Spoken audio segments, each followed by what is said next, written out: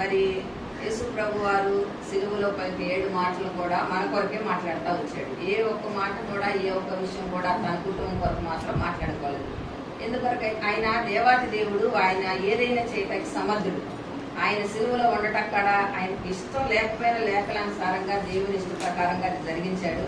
అయితే మరి యేసు ప్రభు వారు అట్లా కలువరి సిలువలో మరి ప్రాణం పెట్టడానికి ఆయన చిత్తం, ఆయన ఇష్ట ప్రకారం జరిగించడానికి ముందు ఆ కాలం నేను ఎందుకు పడాలి సిలువలో, నేను ఇంత శ్రమలని యేసు ప్రభు వారు అనుకుంటే ఇవన్నీ జరిగాయి కాదు.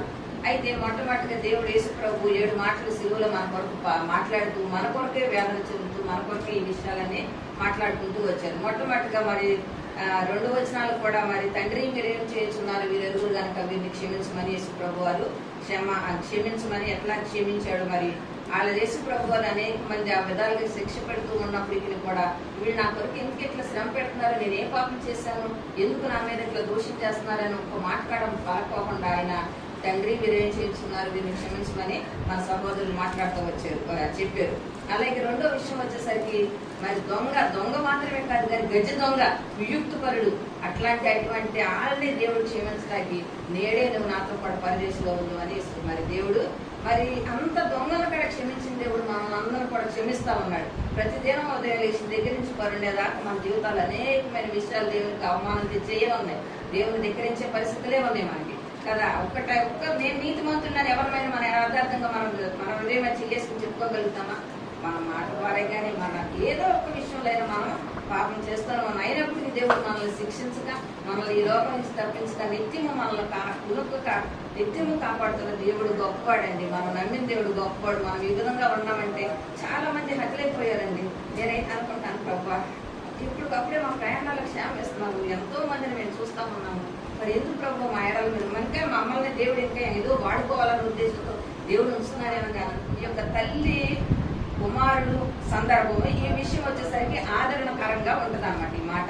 ఎందుకంటే యేసు ప్రభు వారు సిలువలో మరణిస్తూ ఉన్నప్పుడు తన తల్లి అయినటువంటి మరియా ఆ యేసు ప్రభు వారి పాదాల దగ్గర మరి యేసు ప్రభు సిలువ దగ్గరకు వచ్చి అట్లా నిలబడి తన కుమారుని అట్లా చూస్తా ఉంటుంది. ఈ లోకం అయితే మనమైతే అట్లాంటి విషయాలు జరిగితే చాలా వేదన పడతాము. చాలా అసలు ఎట్లా అంటే మన జీవితాన్ని అసలు కింద మీద పడి మనం, ఎందుకంటే ఈ లోకస్తులు మనం అట్లా చేస్తాం, అది కామన్.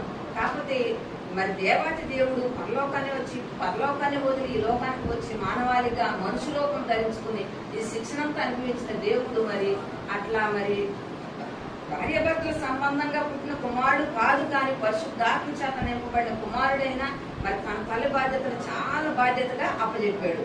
యేసు ప్రభు వారు మరి అన్ని శ్రమలు 9 అడుగుల ఎత్తున్నట్టు పొడవున్నటువంటి మ్రాను, ఇటు అడ్డంగా చూసుకుంటే 6-7 వెడల్పు ఉన్నటువంటి మరి సిలువ మీద పచ్చికం రానండి, చాలా పచ్చిది. మీరు ఎప్పుడన్నా పచ్చి కట్టితో ఎప్పుడైనా దెబ్బతిన్నారా?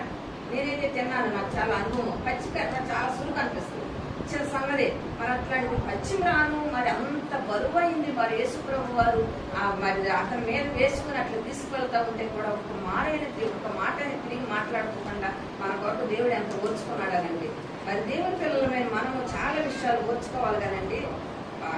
ధిక్కరించే వారికి ఉంటే దేవుని పిల్లల కార్యమని నేను అనుకుంటా ఉన్నాను. నేను ధిక్కరిస్తానండి, నేను ధిక్కరించడానికి నేను చాలా మంచిదానని నేను అంటలేదండి. చాలా చాలా విషయాలు ధిక్కరించుకుంటాము, ఏంటి వ్యతిరేకిస్తూ ఉంటాము. కానీ దేవుడు మనకు చెప్తున్నాయంటే తల్లి తన పట్ల ఎట్లా, తన కుమారుడికి ఎట్లా విధేయులుగా ఉంటామన్నారు. మీ పిల్లలందరూ మీ మాటలు వింటున్నారండి.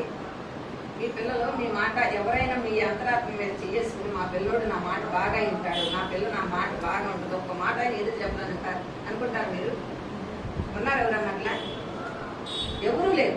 అందరి పిల్లలేదు, మనం వినాలి. నేనింటేనే నా పిల్లోడు అంటాడు, నా యజమానుడి మాట నేనింటేనే నా పిల్లోడు మాట వింటాడు. నేనైపోతే వినరు. ఎవరమైనా అంతే, ఇప్పుడు సందర్భాన్ని బట్టి కాదు కానీ ఎవరమైనా అంతే, నేనైనా అంతే. అయితే మరి యేసు ప్రభు వారు అట్లా కలువరి సిలువలో అట్లా అన్ని శ్రమలు పొందుతా ఉంటే తన తల్లి ఎంతో వేదన చెందుతా ఉంది, ఎంతో ఏడుస్తూ ఉంది, ఏం చేయలేకపోతుంది, నిరాశగా ఉంది. అట్లాంటి సమయంలో తన కొరకు, ఆ తల్లి కొరకు తన బంధువులైనటువంటి ముగ్గురు స్త్రీలు కూడా తన పక్కనకు వచ్చి నిలబడి తనకు ధైర్యం చెప్తా ఉన్నారు. యేసు ప్రభు తల్లి అయిన మరియా, కోపల భార్య అయిన మరియా, మరి మగ్దలేని మరియా అని 3 మరియాలు అక్కడ తనకి, ఎందుకంటే బంధువులు అయినటువంటి వారు ఉంటారు కదండి, ఆ బంధువులు వచ్చి తనకి ఈ సమయంలో మనకి ఏదైనా అయితే దూరం నుంచి నిలబడి పాస్టర్ గారు ఎందుకంటే మీరు ఎట్లా బాధపడుతున్నారు, ఎందుకంటే మీరు ఏం కాదు దేవుడు సహాయం చేస్తాడని మీరు ఎవరో నాకు వచ్చి చెప్తే నాకు ఎట్లా అనిపిస్తుంది, కొంచెం చాలా ఉంది ధైర్యం వస్తుంది కదండి. లేకపోతే ఆమెకు అట్లాగే జరగాలి అని మీరు మనసులో అనుకున్నప్పుడు కాదు ఏదన్నా నా చెవిలో పడింది అనుకోండి, నాకు ఎట్లా అనిపిస్తుంది, ఇంకా దుఃఖం ఎక్కువైపోయి సమయాల్లో అది ఆ తల్లి దగ్గరికి వాళ్ళు వచ్చి తనని ఎంతో ఆదరిస్తా ఉన్నారు, ఎంతో మరి చాలా ఏడవద్దని చెప్తా ఉన్న సమయంలో మరి చాలా మంది అట్లా బాధపడుతున్నప్పుడు చాలా శిష్యులు కూడా ఉన్నారు కదండి. 12 యేసుప్రభు వారికి ఎంతమంది శిష్యులు, 12 మంది శిష్యులు. ఆ శిష్యుల్లో కూడా అందరూ యేసుప్రభు వారు చనిపోతే మేమందరినీ ప్రాణమే పెడతామన్నటువంటి వాళ్ళందరూ కూడా పారిపోయారు. అక్కడ మాత్రమే ఆ 3 స్త్రీలు 1 పురుషుడు మాత్రమే నిలబడి ఆ యేసుప్రభు శిలువ దగ్గర కూడిపోగలిగారు. అయితే వాళ్ళందరూ అట్లా ఏడుస్తా ఉన్నారు, వాళ్ళ బంధువులు అందరూ కలిసి అట్లా నిలబడిపోయి ఉన్న సమయంలో మరి కొంతమంది స్త్రీలు అట్లా ఏడుస్తా ఉన్న సమయంలో మరి యేసుప్రభు వారు మరి తన తల్లి బాధ్యతను అప్పచెప్పాల్సిన బాధ్యత ఉంది. ఎందుకంటే ఈ లోకంలో మన పిల్లలు మన కళ్ళ ముందు వెళ్ళిపోతారు. ఎవరో కూడా పిల్లలు తల్లిదండ్రుల బాధ్యత వాళ్ళ వయసుని బట్టి బాధ్యత తీసుకుంటారు. కానీ యేసుప్రభు వారు 33.5 సంవత్సరాలు ఈ లోకంలో ఉన్నప్పటికీ మరి ఆయన మరణిస్తున్నాడని తెలిసి కూడా మరి తల్లిని మరి అట్లా ఒంటరిగా వదిలేసి వెళ్ళటం యేసుప్రభు వారికి ఇష్టం లేక మరి తమ తల్లిని ఈ లోకంలో ఉన్నప్పుడు ఎట్లా చూసుకోవాలని మరి ఆ బాధ్యత ఒక భక్తుడికి అప్పచెప్పాడు. ఆ భక్తుడి పేరు ఎవరంటే జబదాయ కుమారుడైన జబదాయకి సొలొమోనుకి పుట్టినటువంటి కుమారుడైనటువంటి యోహాను అనేటువంటి మరి అతనికి మరియా అని అప్పచెప్తా ఉన్నారు. అమ్మ ఇదిగో నీ కుమారుడు అని వచ్చినప్పుడు మరి యేసు ప్రభు సిలువలో ఉన్నప్పుడు తన కుమారుడు ఏడుగో అని మరియమ్మ గారికి చూపిస్తున్నప్పుడు మరి యేసు ప్రభు వారు మళ్ళీ తర్వాత మరియాని యోహాను భక్తుడికి అప్పచెప్తా ఉన్నారు. ఎందుకంటే మరి ఈ లోకంలో నేను వెళ్ళిపోతామన్నాను, మరి నా తల్లిని చూసేవాళ్ళు అవసరం కదన్న ఉద్దేశంతో ఆ బాధ్యతను అప్పచెప్తామన్నారు అనమాట. అయితే అక్కడ యేసు ప్రభు సిలువ దగ్గర చాలా దౌర్జన్యము. బంట్రోతులు ఎలా ఉంటారు, మనకు పొట్టిగా చిన్నగా ఉంటారా, చాలా భారీ మనుషులండి, చాలా వాళ్ళు చూస్తేనే గడగడగడగడలాడిపోయే పరిస్థితులు. అట్లాంటి పరిస్థితుల్లో మరియా తన బంధువులు అట్లా నిలబడిపోయి వాళ్ళు అంటున్న దూషణ మాటలు, ఆయన చేస్తున్నటువంటి దౌర్జన్యము అడ్డుకోలేక యేసు ప్రభువుని విడిపించుకోలేక నిరాశతో నిస్సలతో చాలా దీనస్థితిలో అక్కడ నిలబడిపోయింది అనమాట.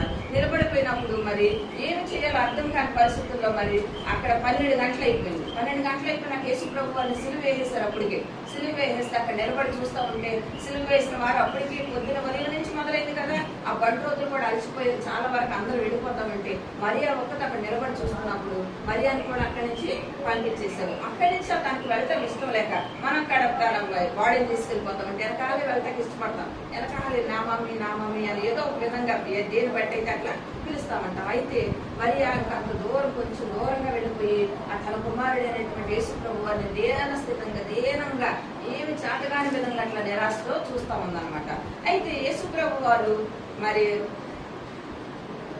3 సందర్భాల్లో మరి మరియమ్మతో మాట్లాడతాం. మనకులాగా ఫ్యామిలీగా వాళ్ళ భోజనాలు వండుకోవడం, తింటాం, అందరం కూర్చొని తింటాం, అవన్నీ మన లేఖనాల్లో రాయబడలేదు. యేసు ప్రభు వారు చేసే పని అయితే వడ్రింగుతనం అని మాత్రమే మనకు తెలుసు. నాకు తెలిసినంత వరకు యేసు ప్రభు వారు కార్పెంటర్. ఆ యేసు ప్రభు వాళ్ళ చిన్న వయసులో ఉన్నప్పుడు కార్పెంటర్, వాళ్ళ తండ్రి యేసోబు గారు ఆ పని చేసేవాడు, తన కుమారుడు కూడా అదే పని చేసేవాడు అనమాట. అయితే మూడు సందర్భాల్లో మరియా యేసు ప్రభు వారు మాట్లాడుకున్న సందర్భాలు జ్ఞాపకం చేసుకుంటే ఒక విషయం వచ్చేసరికి మరి నజరేతు నుండి యెరూషలేముకి మరి వాళ్ళు సంవత్సరానికి ఒకసారి యెరూషలేముకి వెళ్ళేవాళ్ళు అనమాట. మనకులాగా ప్రతి రోజు అట్లా దేవుని మందిరాల్లో కలుసుకునేది లేవు అది వరకు. అయితే నజరేతు నుండి యెరూషలేముకి వెళ్ళినప్పుడు అక్కడ అర్పించుకోవాల్సిన విధంగా వాళ్ళు చేసుకునే ప్రార్థనలు అన్ని జరిగించుకుని తిరిగి వచ్చేస్తా ఉన్నారు. ఇప్పుడు తల్లిదండ్రులమైన మనము మన పిల్లలు కూడా మనతోనే వస్తారని మనం అనుకుంటా ఉన్నాం. అయితే యేసు ప్రభు వారు కూడా మరి తన తల్లిదండ్రులైన మరియా యేసుతో కలిసి వస్తున్నారు అని చెప్పి ఇది వరకు ఏం బస్సులు, ట్రైన్లు, వెహికల్స్ ఏమి లేవండి, నా కాలి నడక మీద వెళ్ళి వచ్చేవాడు అనమాట. అట్లాంటి సమయంలో మరి యేసు ప్రభు వారు తన వెనకాలే ఉన్నారన్న ఉద్దేశంతో వాళ్ళు మాట్లాడుకుంటూ వెళ్ళిపోతున్నప్పుడు యేసు ప్రభు వారు లేరు. వాళ్ళు ఊరు తిరిగి వెళ్ళిపోయారు. వాళ్ళు 3 రోజుల ప్రయాణం తిరిగి వెళ్ళిపోయారు. వెళ్ళిపోయినాక ఇంటి దగ్గరికి వెళ్ళినాక చూసుకుంటే యేసు ప్రభు వారు వాళ్ళ వెనకాల లేరు. ఎక్కడ ఉండిపోయారు? యెరూషలేములోని దేవాలయంలో ఉండి శాస్త్రులు పరిచయుల మధ్య తర్కిస్తూ బోధిస్తా ఉన్నారన్నమాట. వాక్యం చెప్తా ఉన్నప్పుడు మరి వాళ్ళు అమ్మో నా కుమారుడు ఏమైపోయాడు, ఏమైంది అన్న ఉద్దేశంతో యేసు ప్రభు వారు మళ్ళీ తిరిగి ఇద్దరు తల్లిదండ్రులు అందరినీ మా కుమారుడు కనపడ్డా, మరి నా కుమారుడు రాలేదు తప్పిపోయాడని చెప్తా ఉన్నప్పుడు మాకు కనపడలేదని వాళ్ళ బంధువులు ఎట్లా వెళ్తారంటే ఎరుసలేంకి కొద్దిగా కొంతమందిగా ఫ్యామిలీగా కాదండి, ఆ ఊరు ప్రజలందరూ కలిసి వెళ్ళేవారు. తిరణాలకు వెళ్తే ఎట్లా ఉంటది అట్లా, మరి గుడి ప్రతిష్టలు లేకపోతే మీటింగ్స్ అవి జరుగుతున్నప్పుడు, పెద్ద పెద్ద మీటింగ్స్ జరుగుతున్నప్పుడు జనాలు ఎట్లా రోడ్లంతా ఉంటారు అట్లా ఉంటా ఉన్నారనమాట. వాళ్ళందరిని అడిగితే ఊరు చెప్పలేకపోయారు మా కుమారుడు కనిపించాడంటే. అయితే తిరిగి మన యేసుప్రభు మరియమ్మ గారు తర్వాత యేసపు గారు మరి తిరిగి దేవాలయానికి వెళ్ళేసరికి శాస్త్రుల పరిశీలి మరి యేసుప్రభు వారు మాట్లాడతామన్నారు, వాక్యం బోధిస్తామన్నారు. అయితే తన తల్లి అంటుంది, ఏంటి నాయన నువ్వు ఇట్లా చేసావు, నువ్వు మాతో ఉన్నామని అనుకున్నాము, నువ్వు ఇట్లా మమ్మల్ని వదిలేసి రావటం ఇట్లా మంచిది ఎట్లాగా అని మరియమ్మ గారు అడిగితే, మరి నేను దేవుని పని చేయడం దేవుని నిమిత్తం వాక్యం చెప్పడానికి ఆశ ఉంది కదా, మరి నేను మీతో వస్తే ఎట్లా అని యేసుప్రభు గారు చెప్తామన్నారన్నమాట. రెండో సందర్భం వచ్చేసరికి కానాను విందులోకి కానాను వివాహంలోకి వెళ్తా ఉంటారన్నమాట. కానానులో ఒక వివాహం జరుగుతూ ఉంది. ఆ వివాహం దగ్గరికి మరియమ్మ గారు కడ వచ్చారనమాట. ఆ వివాహం జరుగుతూ ఉన్నప్పుడు అక్కడ వాళ్ళ ఆనవాయితీ ఏంటంటే ద్రాక్షరసం ఇవ్వటం వాళ్ళ ఆనవాయితీ అనమాట. అయితే ద్రాక్షరసం ఇవ్వకపోతే వాళ్ళు భోజనాలు చేయరు, వెళ్ళగానే ముందు ద్రాక్షరసం ఇస్తారు. ఆ ఉద్దేశంతో ద్రాక్షరసం ఇస్తా ఉన్నప్పుడు ద్రాక్షరసం మరి మరియమ్మ గారికి తెలిసింది. మరియమ్మ గారికి తెలిస్తే మరి ఏం చేయాలి, వాళ్ళ కుమారుడు గొప్ప అద్భుతాలు చేయగలిగిన తల్లికి తెలుసు. మన పిల్లలు ఎంత టాలెంట్ కలిగిన తల్లికి తెలుస్తుంది కదా, నా పిల్లోడు ఇది చేయగలుగుతాను, నేను ఏదైనా పోతే నేను చిన్న చెప్తాను, నాన్న వీళ్ళు చెయ్యంట. పాస్టర్ గారికి కాదు చెప్పను, కొంచెం జ్ఞానంగా చేయగలిగిన చిన్న బాగా త్వరగా క్యాచ్ చేయగలుగుతాడు. నాన్న వెళ్ళు అంటారు. అంటే నాకు తెలుసు నా పిల్లోడు ఏం పని చేస్తాడనేది నాకు తెలుసు. అట్లా ఇక వాళ్ళ తల్లికి తెలుసు వాళ్ళ కుమారుడు అద్భుతాలు చేయగలరు, అక్కడ ఉన్న లోటు తీర్చగలిగాడని తల్లికి మాత్రమే తెలుసు కనుక మరియా వచ్చి అక్కడ చెప్తుంది, అయ్యా నాన్న అక్కడ ద్రాక్షారసం అయిపోయింది అని చెప్పేసి చెప్తుంది అనమాట. అయితే ఆ తల్లి తన దగ్గరికి వెళ్ళి వారికి ద్రాక్షారసం లేదని చెప్తే అప్పుడు ఆయన, అమ్మ నాకు నీకేం పని, నా సమయం ఇంకా రాలేదు కదా అని చెప్తా ఉంటారు అనమాట. అయినాక ఆ తల్లి చెప్పిన మాట తన హృదయంలో ఉంది, కానీ సమయం వచ్చినప్పుడు అక్కడ బాణాలతో నీళ్లు నింపించమని యేసుప్రభు వారు చెప్పినట్టు మీరు చేయమని అక్కడ ఉన్న వాళ్ళతో చెప్పేసి తల్లి వెళ్ళిపోతారు అనమాట. వెళ్ళిపోయినప్పుడు అక్కడ అన్ని నీళ్ళతో నింపండి అంటే ఆ నీళ్ళని ద్రాక్షారసంగా దేవుడు మార్చాడు అనమాట. ద్రాక్షారసం ఇప్పుడు ఇంతకు ముందు పోసిన ద్రాక్షారసం కంటే కూడా ఇంకా మధురమైనది, చాలా శ్రేష్టమైన ద్రాక్షారసాన్ని దేవుడు అక్కడ అద్భుతంగా ఇక్కడ ముందు పోసింది ఏంటిది, పెళ్లి వాళ్ళు మాత్రమే అక్కడ తయారు చేసుకోగలిగింది. కానీ ఇది దేవుడు చేసింది ఇంకా అద్భుతంగా శ్రేష్టంగా ఉంది, ఇంకా ఎక్కువగా కళ మిగలబడే విధంగా ఉందన్నమాట. మూడో సందర్భం వచ్చేసరికి యేసు ప్రభు వారే తమ తల్లితో మాట్లాడతారు. ఇక్కడ రెండు విషయాలు వచ్చేసరికి ఏమో తల్లి యేసు ప్రభుతో మాట్లాడింది, మూడో సందర్భం వచ్చేసరికి యేసు ప్రభు వారే తన తల్లితో మాట్లాడుతూ ఉన్నారు. అయితే నేను మరణించబోతున్నాను, మరి ఈ లోకంలో మరి నేను నిన్ను విడిచి వెళ్ళిపోతా ఉన్నాను కనుక మీరు మరి మీ బాధ్యతను నేను వేరే వాళ్ళకి అప్పచెప్తున్నానని యేసు ప్రభు వారు తమ తల్లితో మాట్లాడతాం. అన్న మాటకు చాలా విలువ ఉంది, అవునా? మీరు గమనించారు లేదు, చాలా మంది లోకం అంటారు తల్లి భర్త చనిపోయి తల్లి బ్రతికిన పర్వాలేదు, తల్లి ఎట్లయిన పిల్లలు పోషించుకోని బట్టి మన మనుషులు ఆలోచనలు బట్టి నడవద్దు, కానీ దేవుని మాటలు బట్టి నడిచి దేవుడు తన తండ్రి అయిన మరి యేసు ప్రభు వారు తన తల్లి బాధ్యతను ఎట్లా నిర్వర్తించి ఈ లోకానికి అప్పచెప్పాడు. దేవుని పిల్లలమైన మనం యేసు ప్రభు రక్త ద్వారా కడగబడిన మనము మనం ప్రార్థన చేస్తాం, దేవా మీరు పరిశుద్ధులు కనుక మేము కూడా పరిశుద్ధులుగా ఉండాలని అంటాం. మన పరిశుద్ధ జీవితం ఎంత ఉందో మన హృదయానికి తెలుసు. అలాగే మనం చేసే ప్రార్థన ఎంతవరకు మనం కరెక్ట్గా చేస్తున్నామని మనకి దేవుడికి మాత్రమే తెలుసు. దేవుడు ఒక్కడే మనం చూస్తున్నవాడు. నేను అంటాకి లేదు, నన్ను నిమ్మంటాకి లేదు. దేవుడికి ఒక్కడికి మనం లెక్క చెప్పాల్సిన మనం. మరి దేవుడు మరి తన బాధ్యతను ఎట్లా నిర్వర్తించాడు, రక్షింపబడిన మనం ఈ లోకంలో మన సంఘ బాధ్యతలు, మన కుటుంబ బాధ్యతలు, మన పిల్లల బాధ్యతలు మనం సక్రమంగా నిర్వర్తించి బల నమ్మకమైన మంచి జాబితాలో మనం నిలబడాలని మరి దేవుడు ఎట్లా ఆదరణంగా మరి తన తల్లిని అప్పచెప్పి తన తల్లి ఎంత ఆదరణ పొందుకున్నా మరి మాటలతో యేసు ప్రభువును అప్పచెప్పిందో మనం కూడా అట్లాంటి ఆదరణ పొందుకున్న వారిగా ఉండాలి, అట్లా తయారవ్వాలన్నది నా యొక్క ఆశ. మరి దేవుడు ఈ వాక్యాన్ని దీవించుగాక.